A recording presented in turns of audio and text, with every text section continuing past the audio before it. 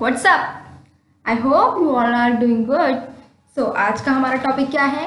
आज का हमारा टॉपिक है product life cycle.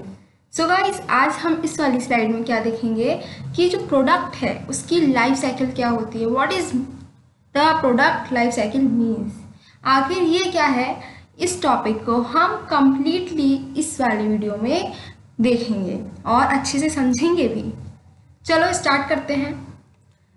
Guys, product life cycle क्या होता है, इसको समझने के लिए एक सिंपल सी बात समझ लो कि हर चीज़ की, इस जो पूरे वर्ल्ड में जो भी चीज़ एग्जिस्ट करती है उसकी कुछ ना कुछ लाइफ होती है। मैक्सिमम एक लिमिट होती है जिसके बियॉन्ड वो एग्जिस्ट नहीं कर सकती। जैसे कि हम लोगों का ही देख लो, जितने भी ह्यूमन बींग्स हैं, ह्यूमन लाइफ की क्या है, एक मैक्सिमम लिमिट है, उसके बियॉन्ड वो एग्जिस्ट नहीं करता।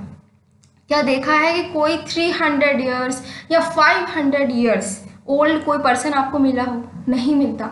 मैक्सिमम 100, 120, लेकिन अब तो अगर देखा जाए तो एवरेज कितना रह गया, 60, 70। ठीक है, तो ये क्या है, ये हमारी लाइफ साइकिल की लिमिट है, ये हमारी लाइफ टाइम लिमिट है कि हाँ, मतलब एवरेज कोई पर्सन है वो मैक्सिमम 70 ईयर्स तक रहता है, एग्जिस्ट करता है, उसके बाद उसकी डेथ हो जाती है। ऐसे ही प्रोडक्ट जो है, हमारा प्रोडक्ट जो हम मैन्युफैक्चर कर रहे हैं उसकी भी एक टाइम लिमिट होती है जिसके बाद वो एग्जिस्ट नहीं कर पाएगा। ठीक है, तो प्रोडक्ट लाइफ साइकिल मीन्स क्या है कि जो प्रोडक्ट हमारा है, जो हमने मैन्युफैक्चर किया है, उसकी क्या लाइफ साइकिल है, कैसे उसकी लाइफ जो है, जैसे हमने ग्रो करा, हमने जो अपना प्रोडक्ट है उसको मैन्युफैक्चर किया, तो from manufacturing till it's death क्या क्या वो फेस करेगा, ये सारी चीज़ें हम किस में पढ़ते हैं, प्रोडक्ट लाइफ साइकिल में पढ़ते हैं। हमारे प्रोडक्ट की भी जो है लाइफ की एक लेंथ होती है, उसके बियॉन्ड वो एग्जिस्ट नहीं कर सकता। बहुत सारे आइडेंटिफिकल जो हमारे स्टेजेस हैं उससे हमारा जो प्रोडक्ट है वो गुजरता है। हमारे जैसे कि हम लोग क्या है, हम लोग पहले बॉर्न होते हैं, ठीक है, बर्थ हुआ, उसके बाद क्या हुआ, चाइल्डहुड हमारा जाता है, फिर आती है टीनेज आती है, फिर हम अडल्सेंस की तरफ बढ़ते हैं, अडल्ट हो जाते हैं, then we move towards our old age and ultimately we face death. In the same way, our product also goes through a number of stages, various stages it passes through. तो ये जो है इतनी सारी stages हैं, यही सारी stages मिलकर क्या कहलाती हैं, प्रोडक्ट की लाइफ साइकिल कहलाती हैं। देखो, चलो हम इसकी कुछ डेफिनेशन भी देख लेते हैं, एक दो डेफिनेशन देख लेते हैं। डेफिनेशन इसलिए ज़रूरी है क्योंकि जो हम आंसर राइट करेंगे उसमें अगर हमने एक दो डेफिनेशन कोट कर दी और उनके ऑथर के नेम के साथ अगर कोट कर दी वो भी सही, तो हमारा आंसर जो है वो दूसरों से यूनिक हो जाएगा, हमें एक्स्ट्रा मार्क्स मिलने की थोड़ी सी चांसेस मिल जाती हैं। इसलिए ज़रूरी है कि हम एक दो डेफिनेशन ज़रूर अपने आंसर में कोट करें। तो चलो, अगर हमारा क्वेश्चन आता है प्रोडक्ट प्लानिंग पे, तो कौन सी डेफिनेशन हम यहाँ पर कोट करेंगे ये देख लेते हैं। तो गाइस, पहली जो डेफिनेशन हमारी है वो है फिलिप कोटलर की।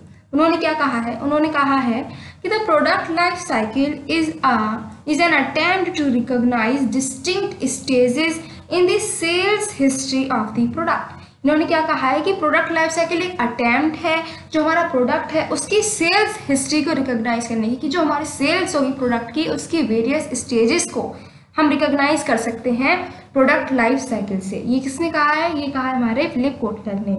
नेक्स्ट एक और डेफिनेशन है जो कि आज पैटर्न ने कहा है। क्या कहा है? The life cycle of a product has many points of similarity with the human life cycle. The product is born, grown lustily, attains dynamic maturity and then enters its declining years. इन्होंने कहा है कि जो product की life cycle है, जो product है उसकी जो लाइफ है वो ह्यूमन लाइफ से ही मिलती जुलती है, बहुत ज़्यादा सिमिलैरिटीज़ पाई गई हैं। जैसे कि ह्यूमन बॉर्न होता है वैसे ही प्रोडक्ट भी बॉर्न होता है, हम ग्रो होते हैं एज अ ह्यूमन, ऐसे ही प्रोडक्ट भी ग्रो होता है, फिर हमें मैच्योरिटी आती है, मैच्योर्ड होते हैं, ऐसे ही हमारा प्रोडक्ट भी मैच्योर्ड होता है और अल्टीमेटली जैसे हम मैच्योर होने के बाद में डिक्लाइनिंग ईयर्स हमारे चल जाती हैं, हम बूढ़े होने लगते हैं, वैसे ही प्रोडक्ट की भी डिक्लाइनिंग ईयर्स स्टार्ट हो जाती हैं। ये डेफिनेशन हमारी दो डेफिनेशंस हो गई हैं, इनको देख लीजिएगा और कोट करने की कोशिश कीजिए विद नेम। अगर आपको नेम याद ना रहे तो गलत नेम मत लिखिएगा आंसर में, ना बिना नाम की भी डेफिनेशन आप लिख सकते हो, पर गलत नाम नहीं लिखना, ठीक है।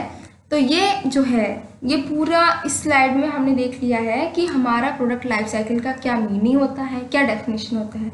सो अब हम नेक्स्ट स्लाइड में देखते हैं कि ऐसे कौन से स्टेजेस हैं जिससे कि हमारा प्रोडक्ट जो है गुजरता है। सो गाइस, जैसे कि हमने पहले देखा है कि जो प्रोडक्ट लाइफ साइकिल है वो ह्यूमन लाइफ साइकिल से ही मिलती जुलती है। तो हम अगर स्टेजेस की बात करते हैं अपने प्रोडक्ट की लाइफ साइकिल की, तो वो भी हमारी ह्यूमन लाइफ से ही मिलती जुलती है। देखते हैं इसकी पहली स्टेज क्या बोलती है। पहली स्टेज में हमारा आता है इंट्रोडक्शन। कोई प्रोडक्ट है जो कि सपोज हम एक मैन्युफैक्चरर है, प्रोड्यूसर है, हमने कोई भी प्रोडक्ट बनाया है, ठीक है। अगर हमारा जो नया प्रोडक्ट मैन्युफैक्चर हुआ है तो क्या ऐसा हम करते हैं कि उसको मैन्युफैक्चर करके अपने घर पर रख लिया, फिर अपनी इंडस्ट्री में रख लिया? नहीं, इंडस्ट्री में रखने के लिए थोड़ा ना मैन्युफैक्चर किया है। हम क्या चाहते हैं कि हमारा प्रोडक्ट जो है मार्केट में बिके, फिर हमें उससे प्रॉफिट हो, यही तो हम चाहते हैं। तो क्या करते हैं, सबसे पहले जो भी प्रोडक्ट हमारा बना, जो भी प्रोडक्ट हमने प्रोड्यूस किया है, मैन्युफैक्चर किया है, उसको हम मार्केट में बड़ी लेवल पर क्या करेंगे, उसको इंट्रोड्यूस करेंगे। Introduction is the first stage of our product life cycle. क्या करते हैं, इसको हमने क्या कर दिया, अच्छी से लेवल पे, मतलब बहुत हाई फाई लेवल पे इसको हमने किया इंट्रोड्यूस मार्केट में। इसके लिए हमने क्या किया, बहुत हाई लेवल से एडवर्टाइजिंग की, मतलब हर 2 मिनट पे जो है कोई भी कस्टमर है वो हमारे प्रोडक्ट की क्या देख रहा है, एडवर्टाइजमेंट देख रहा है। हमने खूब एडवर्टाइजमेंट की है, टीवी पर एडवर्टाइजमेंट की है, रेडियो पर की, ठीक है, हमने उसके पैम्पलेट निकलवा दिए, न्यूज़पेपर में दिए, हर तरीके से जो भी पॉसिबल था हर तरीके से हमने क्या किया है, अपने प्रोडक्ट की एडवर्टाइजमेंट की है, सेल्स प्रमोशन की टेक्निक जितनी भी अपना सकते थे सब अपनाए, ठीक है, अच्छे से उसको इंट्रोड्यूस किया है। तो जो पहली स्टेज हमारी क्या आई कि इंट्रोडक्शन, जितना पॉसिबल हो सकता है हम चाहते हैं कि हमारे प्रोडक्ट के बारे में लोग जानें, ठीक है, तो इंट्रोडक्शन हो गया पहली स्टेज। अब नेक्स्ट स्टेज जो हमारे प्रोडक्ट लाइफ साइकिल आती है वो है ग्रोथ। अब क्या होगी, हमारे जो प्रोडक्ट है उसकी होगी ग्रोथ मार्केट में, ठीक है। अब हमने पहले इंट्रोडक्शन दिया था, इंट्रोडक्शन में हाई लेवल हमने एडवर्टाइजमेंट की है, हमने सेल्स प्रमोशन किया है, जो भी पॉसिबल था उस लेवल से हमने अपने प्रोडक्ट के बारे में लोगों को अवेयर किया है। अब नेक्स्ट स्टेज में क्या होगा, लोग जब हमारे प्रोडक्ट के बारे में अवेयर हैं तो वो क्या करेंगे, ज़्यादा ज़्यादा सोचेंगे और डिज़ायर होगी उनके अंदर कि वो परचेज करें, उस प्रोडक्ट को यूज़ करें। तो क्या होगा, हमारी अब सेल्स इंक्रीज होगी, ठीक है, बहुत हाई फाई लेवल से, बहुत अच्छी स्पीड से सेल्स जो है इंक्रीज होगी। तो जब हमारी जो प्रोडक्ट है उसकी सेल्स बहुत अच्छे लेवल पे इंक्रीज हो रही है, ठीक है, उसके सेल्स वॉल्यूम भी इंक्रीज हो रहा है और लोग ज़्यादा से ज़्यादा उसको इंक्रीज, मतलब सेल्स उसकी परचेज कर रहे हैं, तो हमारी सेल्स इंक्रीज जब अच्छे लेवल पे हो रही है तब हम क्या कहते हैं कि ग्रोथ हो रही है। इस टाइम हमारा प्रोडक्ट जो है बहुत अच्छे से ग्रो कर रहा है मार्केट में, क्योंकि ज़्यादा से ज़्यादा लोग हमारे हर दिन नए कस्टमर ऐड हो रहे हैं, हर दिन उसको ज़्यादा से ज़्यादा क्वान्टिटी में परचेज कर रहे हैं। तो ये हमारी स्टेज नेक्स्ट आती है ग्रोथ। गाइस, अब जो थर्ड स्टेज आई वो है मैच्योरिटी की। अब ये स्टेज क्या है, ये स्टेज है कि इस पे हमारी परचेज तो लोग करेंगे प्रोडक्ट को, लेकिन क्वांटिटी जो है, सेल्स वॉल्यूम, वो उस रेट से नहीं बढ़ेगा जितना पहले बढ़ रहा था। परचेज अभी भी लोग कर रहे हैं, सेल्स हमारी हो रही है, लेकिन जो रेट, जिस रेट से हो रही थी पहले ग्रोथ पीरियड में हो रही थी बहुत ज़्यादा, मतलब हर तरीके से जितनी भी पॉसिबल थी उतनी हो रही थी, खूब जो है सेल्स हो रही थी, लेकिन अब उस लेवल से सेल्स नहीं होगी। अब सेल्स की स्पीड जो है वो कम हो जाएगी। ये मैच्योरिटी पीरियड आई, ठीक है। मैच्योरिटी पीरियड में क्या है कि सेल्स तो हो रही है लेकिन पहले के मुताबिक अब कम सेल्स हो रही है। नेक्स्ट, अब हम क्या कहते हैं, इस वाले पीरियड को कह देते हैं कि हाँ अब हमारा प्रोडक्ट जो है मार्केट में मैच्योर हो गया है, ठीक है। नेक्स्ट आएगा जो स्टेज वो है सैचुरेशन, मतलब कि इस स्टेज में क्या होगा, अब सैचुरेट हो गई, अब आप कुछ भी कर लो, आपका जो प्रोडक्ट है वो मार्केट में इससे ज़्यादा नहीं बिकेगा। जिस लेवल की सेल्स है, अल्टीमेट लेवल की सेल्स हो गई है, इससे ज़्यादा सेल्स बढ़ेगी नहीं, ठीक है। तो इस स्टेज पे हम क्या करते हैं, हम अपने प्रोडक्ट की नए से नए यूजेस इसमें डिस्कवर करते हैं, उसमें क्या करते हैं, अपने प्रोडक्ट में ज़्यादा से ज़्यादा फीचर्स ऐड करते हैं, नए फीचर्स को ऐड करते हैं, उसके नए यूजेस को मार्केट में इंट्रोड्यूस करते हैं, जिससे क्या होता है कि लोग उसको फिर से परचेज करना शुरू कर देते हैं। लेकिन इस सैचुरेटेड स्टेज पे अगर हमने कुछ भी नया इसमें इंट्रोड्यूस नहीं किया तो हमारा प्रोडक्ट जो है वो आगे नहीं बिकेगा। ठीक है, तो सैचुरेटेड प्लेस में जब हमारी स्टेज में आ जाती है तब क्या है, इसकी सेल्स जो है कुछ भी हम कर लें सेल्स इंक्रीज होना बंद हो जाती है। अब जो है लोग जितना खरीद रहे थे उतना ही, नए कोई कस्टमर ऐड नहीं होंगे, सेल्स वॉल्यूम उतनी ही रहेगी। ठीक है, तो ये सैचुरेटेड स्टेज आ जाती है। और अल्टीमेटली अब जो नेक्स्ट स्टेज आई है वो है डेक्लाइन। अब गाइस क्या होगा, अब हमारी सेल्स बढ़ने की जगह अब क्या होगी, कम होती चली जाएगी। अब जो हमारा सेल्स ग्राफ अभी तक जो इंक्रीज होता जा रहा था सैचुरेटेड पॉइंट के बाद में, अब जो स्टेज आएगी वो डेक्लाइन में क्या होगा, सैचुरेटेड के नीचे से अब डेक्लाइन होना शुरू हो जाएगा, यानी हमारा ग्राफ अब नीचे गिरना शुरू हो जाएगा। हम चाहे कुछ भी कर लें, नए फीचर भी ऐड कर रहे हैं, फिर भी कुछ नहीं हो रहा है, हमारा ग्राफ नीचे गिर रहा है। अच्छा गाइस, ऐसा क्यों होता है? ऐसा इसलिए होता है क्योंकि अब तक हमारा प्रोडक्ट जो है मार्केट में लीड कर रहा था, लेकिन इस स्टेज में सैचुरेटेड के ही स्टेज में हम कह सकते हैं क्या होता है कि कोई सब्सटीट्यूट प्रोडक्ट हमारा मार्केट में इंट्रोड्यूस हो जाता है। मतलब मान लो अगर हमारा कोई पेन है, ठीक है, पेन मार्केट में हमने इंट्रोड्यूस किया था, अब कोई और दूसरा पेन भी इंट्रोड्यूस हो चुका है मार्केट में, किसी और कंपनी ने कर दिया है, तो लोग हमारे जो कस्टमर थे वो उस प्रोडक्ट की तरफ बढ़ चुके हैं और उस प्रोडक्ट को यूज़ कर रहे हैं। इसीलिए क्या हो रहा है, हमारी जो सेल्स की ग्रोथ हो रही थी वो कम हो जाएगी और हमारी सेल्स जो है नीचे डिक्लाइन होती चली जाएगी, सेल्स का ग्राफ नीचे गिर रहा है। तो ये जो स्टेज है that is known as decline. और अल्टीमेटली जो अब हमारी स्टेज आई है वो लास्ट स्टेज है, यहाँ पर प्रोडक्ट की हो जाती है डेथ और इसको बोलते हैं ऑब्लिसेंस, ऑब्सोलिसेंस। ठीक है, ऑब्सोलिसेंस में क्या होता है कि प्रोडक्ट में हम चाहे एडवर्टाइजमेंट कर लें, उसके नए फीचर इंट्रोड्यूस कर दें, कुछ भी उसमें करते हैं, कोई भी सेल्स प्रमोशन आइडिया अपना लें, लेकिन अब प्रोडक्ट जो है वो मार्केट में नहीं बिक रहा, उसकी सेल्स इंक्रीज होने की पॉसिबिलिटी निल हो चुकी है। अब चाहे आप कुछ भी कर लो, आपकी प्रोडक्ट नहीं बिकने वाला है, तब क्या करते हैं हम, अब तो बस एक ही सलाह मिलती है, एक ही एडवाइस मिलती है कि आप अपने प्रोडक्ट की मैन्युफैक्चरिंग बंद कर दो, कुछ नया प्रोडक्ट बनाओ, इस प्रोडक्ट को भूल जाओ। ठीक है, तो क्या कहते हैं, इस स्टेज को हम कह देते हैं कि प्रोडक्ट की डेथ हो चुकी है, ऑब्सोलिसेंस हो गया है। ये गाइस क्या है, ये प्रोडक्ट की लाइफ साइकिल की क्या है, स्टेजेस हैं।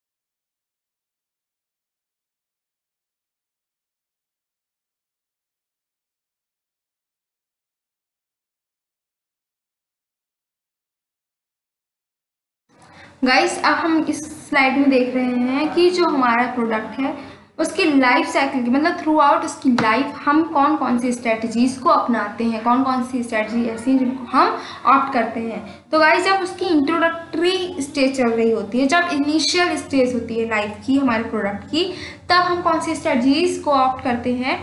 सबसे पहले हम इसमें क्या करते हैं, एक्सटेंसिव सेलिंग करते हैं, मतलब जितना पॉसिबल हो सके अपने प्रोडक्ट को सेल करने की कोशिश करते हैं। इसके लिए हम क्या करते हैं, एक्सटेंसिव वे में बहुत ज़्यादा ही एडवर्टाइजिंग करते हैं। ठीक है, सेल्स प्रमोशन जितनी टेक्निक्स अपना सकते हैं उतनी टेक्निक्स अपनाते हैं। और क्या करते हैं, अपने प्रोडक्ट को इतना हैवी हम इस पर इन्वेस्टमेंट करते हैं, एक्सपेंडिचर करते हैं कि हमारा प्रोडक्ट जो है हर किसी के नॉलेज में आए, हर कोई हमारे प्रोडक्ट के बारे में अवेयर हो। तो अपने प्रोडक्ट की अवेयरनेस बढ़ाने पे हम इसमें ध्यान देते हैं। गाइस अब जो नेक्स्ट स्ट्रेटजी हम ग्रोथ स्टेज में अपनाते हैं, हमारा जो प्रोडक्ट है वो इंट्रोड्यूस हो चुका है मार्केट में, लोगों को हमारे प्रोडक्ट के बारे में पता है, अब वो ग्रो कर रहा है, तब हम क्या करेंगे, तब हम करेंगे कि प्राइस ऐसा रखेंगे कि अपीलिंग हो लोगों के लिए, लोग उसको ज़्यादा से ज़्यादा और खरीदें। तो प्राइस अपील पर ध्यान देते हैं। दूसरी चीज़ क्या है कि प्रोडक्ट को इम्प्रूव करने में, मतलब अब ग्रो हो रहा है तो और ज़्यादा से ज़्यादा हम उसको इम्प्रूव करने की कोशिश करते रहते हैं। ये चीज़ दो हैं, ये दो स्ट्रेटजीज हम अपनाते हैं अपने प्रोडक्ट की ग्रोथ स्टेज में। और गाइस अब जब प्रोडक्ट ग्रो हो रहा है, ठीक है, मैच्योर हो चुका है, अब जब उसकी सैचुरेशन हो रही है, डिक्लाइनिंग की तरफ वो बढ़ रहा है, डिक्लाइनिंग ईयर्स हैं, ठीक है, प्रोडक्ट बहुत ज़्यादा ओल्ड स्टेज में अपने आ चुका है, डिक्लाइनिंग स्टेज में, तब हम क्या करेंगे, तब बस हमारा एक ही मोटो होता है कि हम अपने प्राइस को रिकवर कर सकें। जो हमने प्राइस इसमें इन्वेस्ट किए हैं कैसे भी उस कॉस्ट को रिकवर कर सकें, cost of production he recover हो सके, बस इतना हम इसमें देखते हैं। क्योंकि अब हमें पता है कि हम कुछ भी करने, हमारी सेल्स तो बढ़नी नहीं है, तो बस कॉस्ट रिकवर करते हैं और अल्टीमेटली हमारे जो प्रोडक्ट है उसको बंद कर देते हैं, उसकी प्रोडक्शन। नेक्स्ट प्रोडक्ट की तरफ हम ध्यान देते हैं कि हम इसमें अब नया प्रोडक्ट कौन सा इंट्रोड्यूस करें मार्केट में। ये हमारी स्ट्रैटेजीज हैं प्रोडक्ट की लाइफ साइकिल में।